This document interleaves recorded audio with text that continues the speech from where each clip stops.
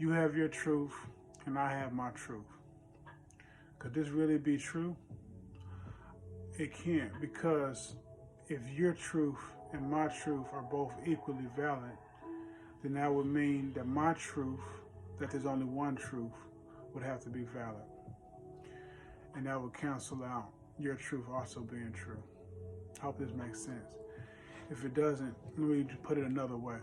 We have a law called the law of non-contradiction. That means 2 points, 2 things cannot be equally true at the same place at the same time.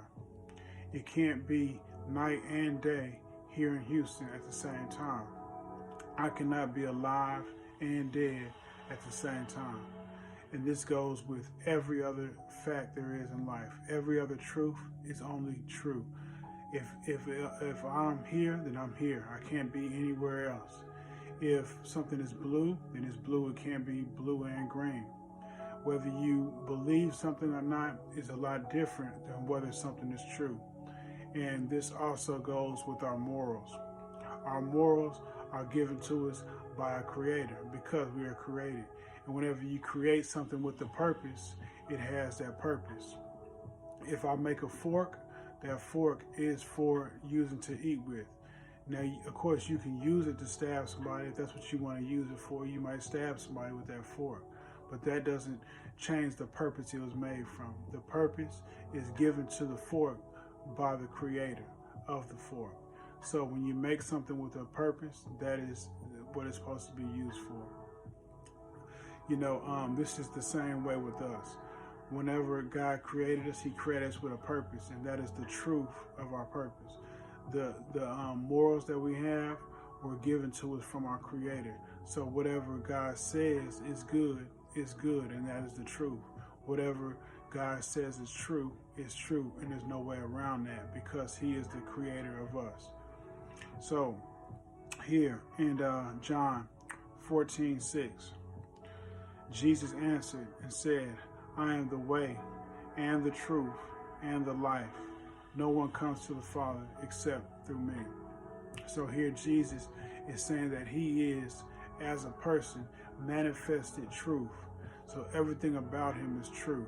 So we can look to him and see the way that he held himself in his life, the things that he said, everything he is, his whole being is truth.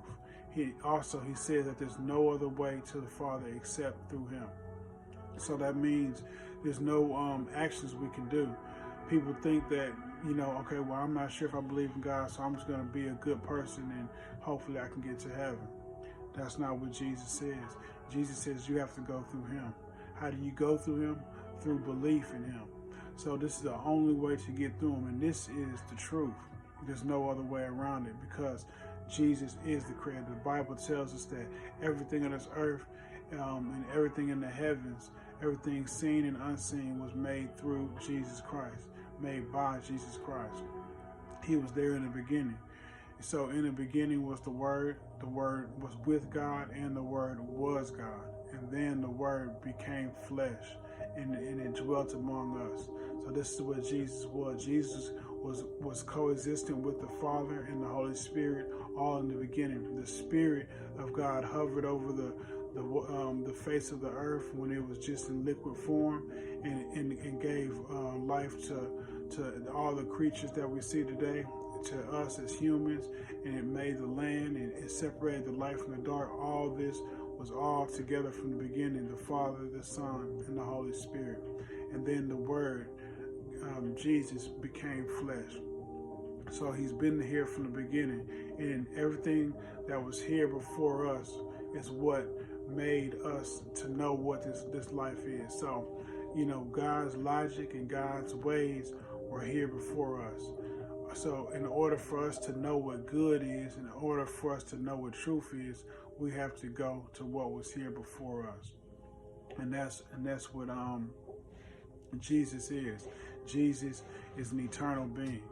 Everything that we know about truth comes from him. But nowadays it's getting very confusing and also very dangerous, because a lot of people are going around saying, you have your truth and I have my truth. And we don't see how bad, and how dangerous this can actually be. What if my truth is that I should be able to go around and kill people? Do we accept that? Or if not, then if that's where we draw the line, where do we draw the line at? Do we draw the line at, oh, okay, we just don't hurt people? Who is to give the definition of what hurting people means? Some people might think that taking some people out is better for the planet, or it's better for the majority, so we'll have more resources. This relative way of thinking to where we can't get to truth is very dangerous, and it's going to lead to what we're seeing today, where people don't know their gender, where people don't know who they are, when people don't know what's right from wrong. They don't understand where life starts in the belly, and what murder really is when we're killing children, in the womb. And this all comes from a confusion of the truth.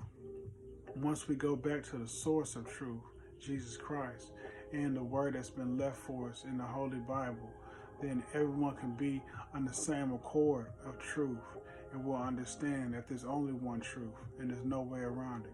And that truth is Jesus Christ. Something to think about. You take good care of yourself.